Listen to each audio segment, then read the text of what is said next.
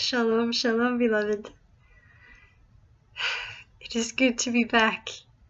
It's been a while.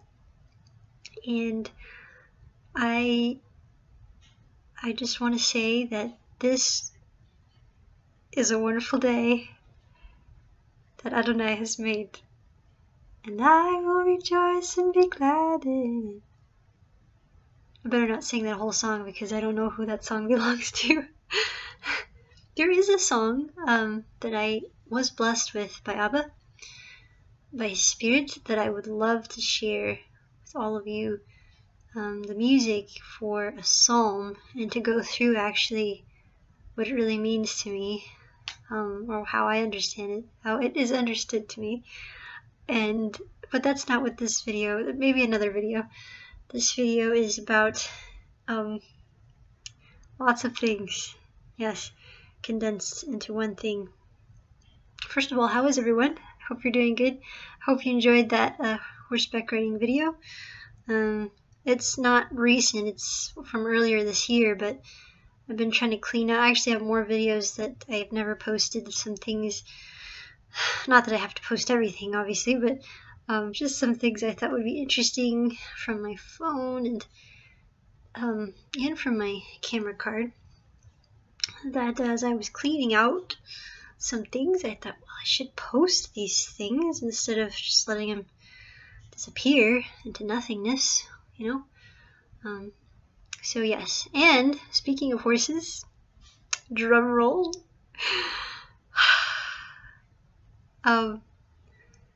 Well, my first horse that I got, of course, many years ago, I think, I don't know if I shared that on YouTube or not, but I had given him to my dad, and I'm so excited that in the Arabian Horse Life magazine, because I'm a member of the Arabian Horse Association, they published my story.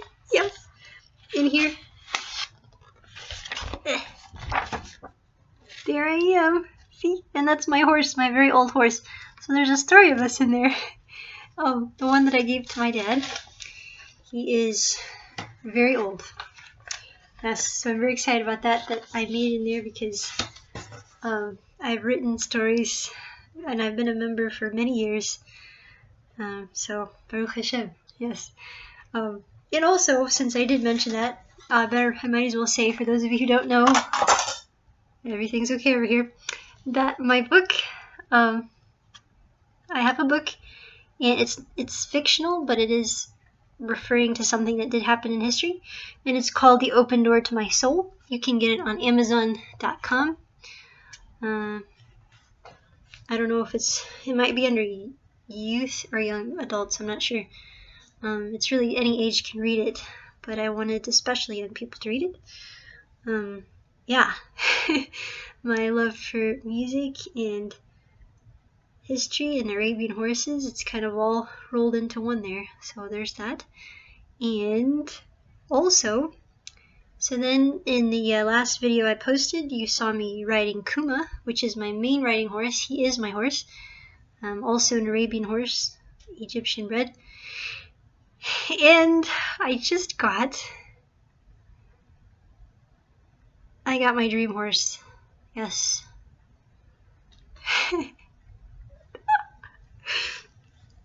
I'm so excited. I got a black Arabian horse, a black Arabian mare. My mother always told me I should have a girl horse, and I wanted a girl horse, so I'm really excited I finally have one.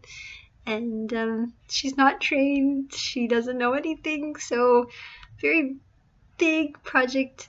And she also just, yeah, she wasn't messed with, and I spent like 3 hours trying to get all these knots out of her hair. It was so matted, it was terrible, poor thing.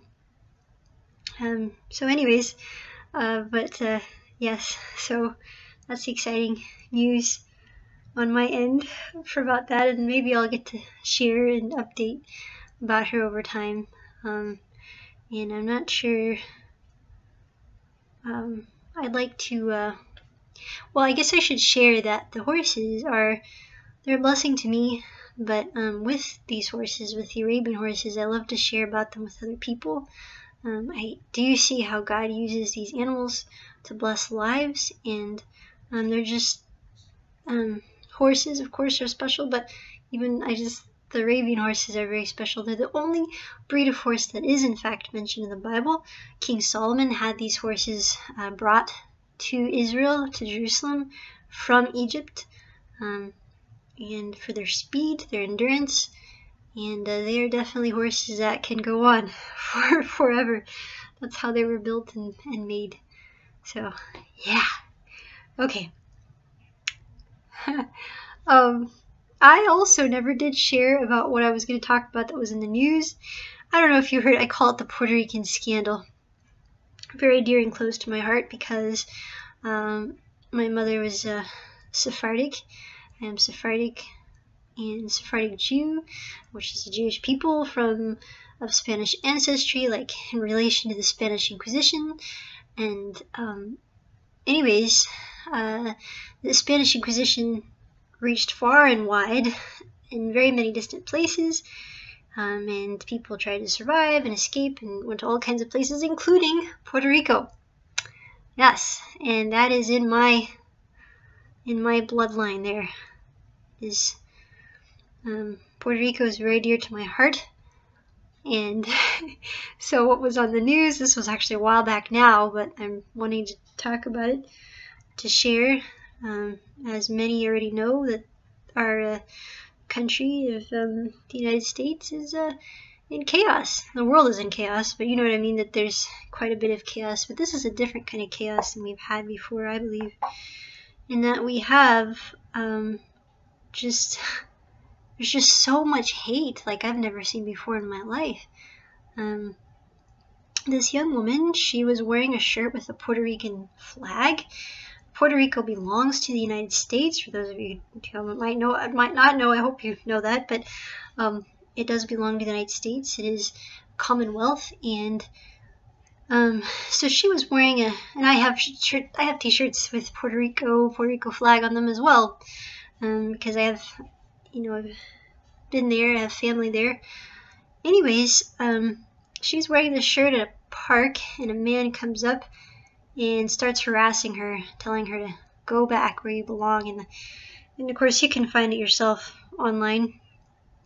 And she's telling him it's part of the United States. Puerto Rico's part of the United States. But it's just that, here's the thing though. People, no matter what, people around the world, people are always going to find something to hate you for. It doesn't, anything. It could be your color of hair, just anything. They'll find anything to hate you for. So that was unfortunate that she had this happen, but the most disturbing thing to me was the fact that there was a police officer standing nearby who, as this man was coming towards this young woman and harassing her, he didn't do anything. He didn't do anything at all. He didn't intervene. He could have intervened and said, "All right, sir, you're disturbing the peace. Let's break it up." He didn't do anything. To me, that was the big crime. Of course, he resigned. It's a good thing, because apparently he was not meant for that job. Whether he was afraid or whether he agreed with that man who was harassing the young woman, either way, he's not meant for that job, and which now is apparent. So it's good. He resigned. But it just opened my eyes to see the real issue we have here, where there's so much confusion, so much hate for one another in our country. It's really terrible. And education is definitely very important. Puerto Rico is part of the United States. Alaska is part of the United States.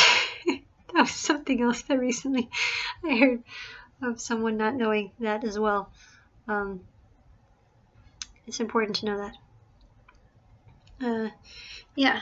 Anyways, it doesn't matter where you're from. As people who follow the Messiah, Y-shua, Hashem, who love Hashem, in the Bible, we are to treat everyone, foreigner, family member, tribal member, everyone we're supposed to treat the same with love and care.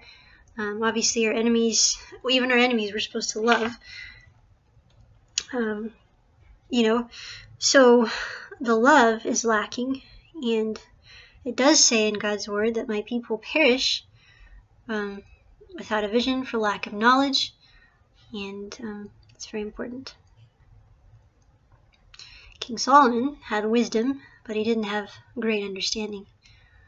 So that's something too. When I pray for wisdom, I ask God for understanding as well, because you can have wisdom, you can, and not have great understanding. Because if you have great understanding, you would apply the things that you have grasped. And it is kind of sad how things turned out for King Solomon in the end. Yeah. So, that was something I had to share.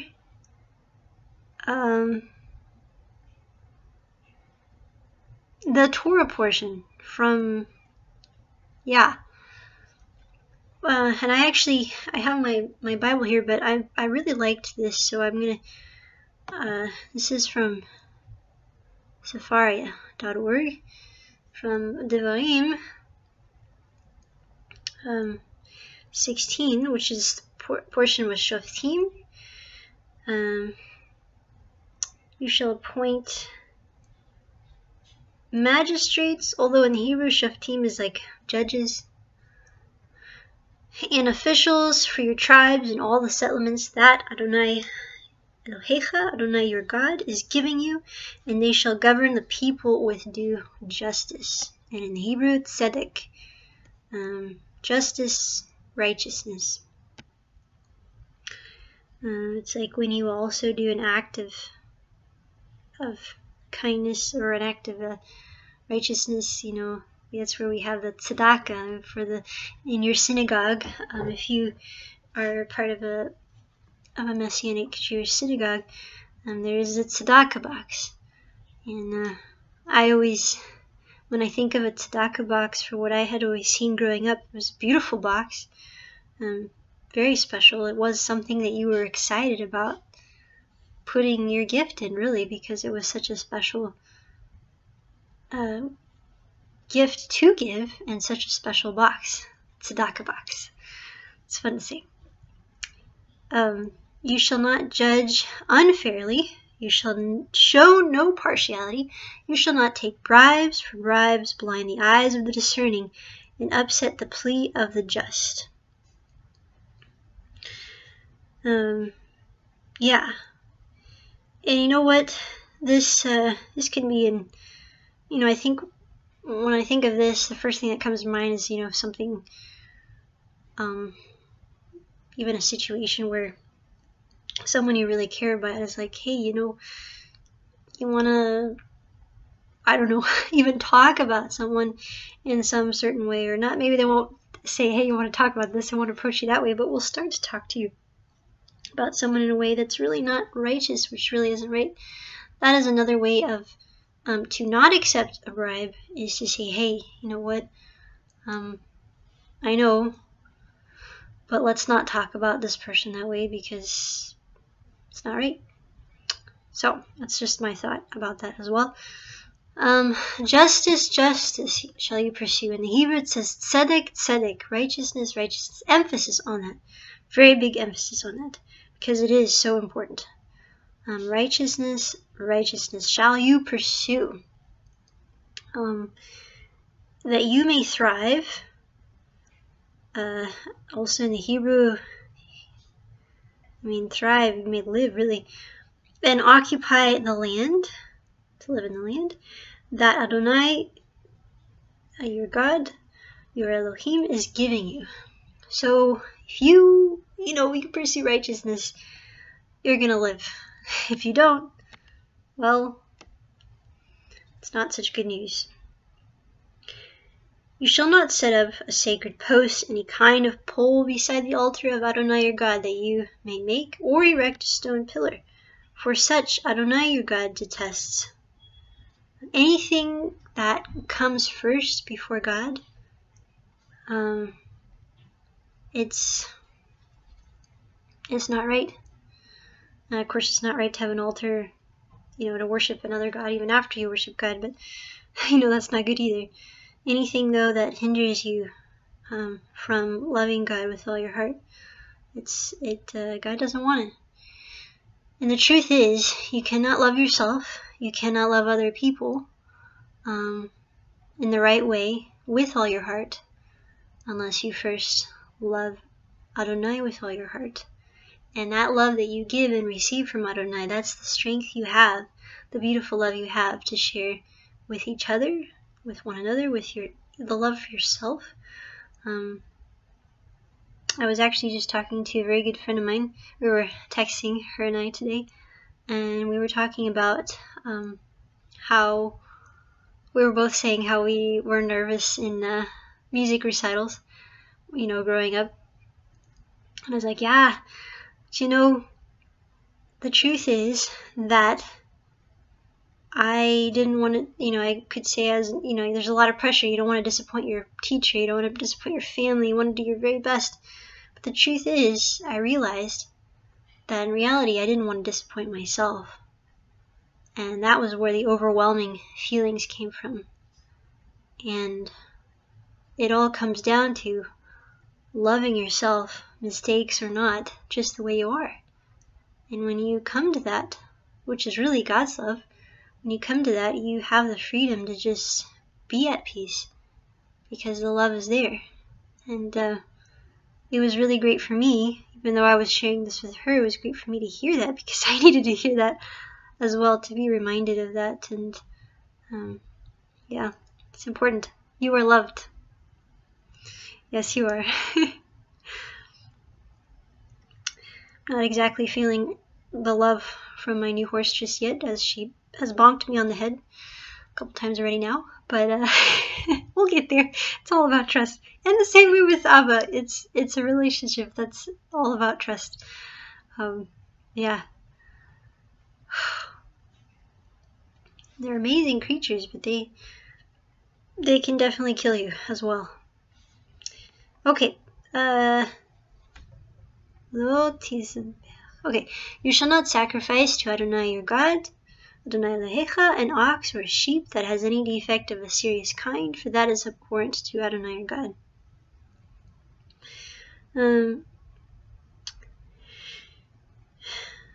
It's true that any gift that we give to Adonai is to be perfect.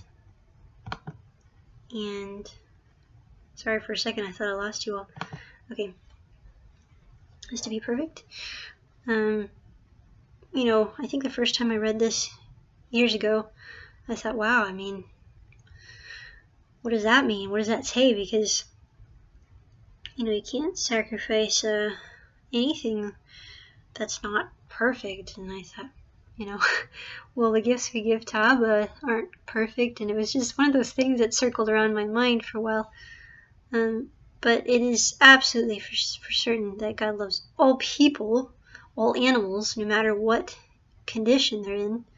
The importance, though, as a reminder of why these had to be perfect, was because when you give a gift to God, even though we're not perfect, what we give has to be with the right heart. And I've talked about this extensively, and it is so important. I know, I really know when I don't have the right heart, when I'm trying to give God a gift. And I'm so glad, because there's nothing worse than giving God a gift and your heart is just not right. And it's important. You don't enter the temple without a gift, and you don't enter the temple with a gift that is not fit for the King of the universe. And you don't enter the temple with a gift that's amazing if you yourself are, your mind, your heart is somewhere else. Because this is your time with Abba. This is your time together. And that's really important. To be blessed and to be a blessing. It's so important. If there is found among you in one of the settlements that Adonai your God is giving you, a man or a woman who has affronted Adonai your God and transgressed his covenant, turning to the worship of other gods and bowing down to them, to the sun or the moon or any of the heavenly hosts, something I never commanded, and you have been informed or have learned of it, then you shall make a thorough inquiry. If it is true, the fact is established that abhorrent thing was perpetrated in Israel, you shall take the man or the woman who did that wicked thing out to the public place, and you shall stone them, man or woman, to death. Sounds really bad. Let me continue, and then I'm going to share something about that. A person shall be put to death only on the testimony of 2 or more witnesses. He must not be put to death on the testimony of a single witness. Very good idea, because one person, what does that say? So it has to be understood that in Jewish law, it's not that someone does something bad, even with the 2 witnesses, and they're just stoned to death. It has to be understood it was a process, a fair trial. Did Y-shua have a fair trial? No. And that's really something that is really stirring in the heart, because it does show, well, obviously it was supposed to happen, his sacrifice, but it shows where the hearts of his people were and how far from the Torah the people really were. From the Torah, from the living Torah. You to have a fair trial. It was not, in other words, though, going back to this, it was not easy for someone to just be stoned. I had a conversation once with a man in a coffee shop about the scripture about if the rebellious son or child, and I was trying to explain to him that it didn't just happen, because he was saying he was rebellious growing up, and he just thought that was, he would just be put to death. I say, no, it didn't work that way. There was a trial. It wasn't easy, in other words, to actually be stoned to death. There was a process. You had to have really, there's not just one mistake, they're just building up. And then when someone is putting other lives in danger, at risk, what is to be said of that person, for him or her to continue living and others to die along the way, or for him or her to be put to death so that others would stay alive?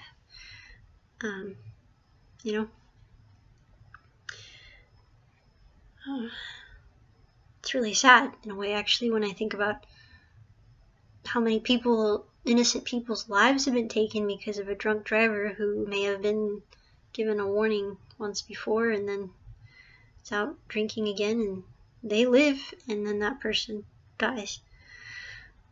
Of course, I'd like to hope that after that experience, that person would have a change of heart and come to know Abba and get help. That would be beautiful, but I know that doesn't always happen. Okay, okay, a person shall be put to death only on the testimony of 2 or more. Oh yes, I read that already. 2 or more witnesses. Okay, the next part. Let the hands of the witnesses be the first against him to put him to death, and the hands of the rest of the people thereafter. Thus you will sweep out evil from your midst. And that, can you imagine if it was a father and mother whose own daughter or son, they had witnessed their sin, and here, this is difficult. They're said to be the first ones to have their hands on the witnesses to put to death. We're talking about, it's just really difficult stuff. And God's love is unconditional. He doesn't want anyone to die. He doesn't want, I hear people say that, why does God let such terrible, awful things happen in the world? Well, there's sin. We are the ones who sin. It's the sin. He wants us to live holy, beautiful lives. And he wants us to live. And his love is unconditional. He doesn't even want our enemies to die. He wants life. But if there is given opportunity after opportunity to have a change of heart, and there is no change of heart, and again, this person has put others in harm's way, well, what is to be said? What is to be said? They are not to continue as they have been, and the evil is to be done away with. Because tzedek, tzedek, Righteousness, righteousness. Justice, justice. It is who Abba is, who Hashem is. He is this. And this is love, because it's protecting God's people. And again, we have life if we keep these commandments. I mean, I really like this next part too, where it says, if a case is too baffling for you, too difficult for you to decide, be it a controversy over homicide, civil law, or solve matters of dispute in your courts, you shall promptly repair to the place that Adonai your God will have chosen, and appear before the Levitical priests, or the magistrate, the judge in charge at the time, and present your problem. When they have announced to you the verdict in the case, you shall carry out the verdict that is announced to you from that place that Adonai chose, observing scrupulously all their instructions to you. You shall act in accordance with the instructions given you in ruling handed down to you. You must not deviate from the verdict that they announced to you, either to the right or to the left. Should a man presumptuously and disregard the priest charged with serving their Adonai your God, or the judge, magistrate, that man shall die. Thus he will sweep out evil from Israel. All the people will hear and be afraid, and will not act presumptuously again. Again, this is a fear of Adonai, which is healthy fear for life. That's why it's so important to listen and obey to the people who Adonai has put in authority, and why it's also so important for the judges to be righteous as well, because there are so many situations and cases where people who are supposed to be leaders, good leaders, are wolves in sheep's clothing. I definitely won't deny that, and I have come across that in my short little life. So it is important to be wise and have understanding, but Adonai, even the people who are not doing things right, to respect the fact that Adonai has put them in a position of authority, to respect that, to respect him, Adonai, and to call on Adonai for his direction. That's what I really like about that part where it says, if something is too difficult for you, basically it's like, hey, talk to Adonai, talk to the judge, talk to whoever you trust in your life who loves Adonai. Yeah, I'm going to stop there because this is like so long. I always say that. I'm sorry. I don't really like saying that either. Like, this is so long. I'm going to stop there. But it is long, but it's alright because it's been a while since I've done a video, and there was a lot of things to talk about and share. So thank you for listening. I know I didn't share too much about the horse situation, other than well, I guess I didn't share this either, that this horse that I got was the last one that I shared with my mother. I've always daydreaming about horses, and even though she was really sick, I think it was like a week before she passed, she smiled when I showed this. Was a video I had of this mare that I got before I got her, and it's really actually a miracle that I got this horse, because she had first been put for sale last year, and it's been a grueling, difficult year with my mother having been sick, and yeah, I'm just really amazed, and I'm excited for the journey, very excited. Thank you for listening. I love you all so much, and many blessings, and shalom to all of you. Thank you.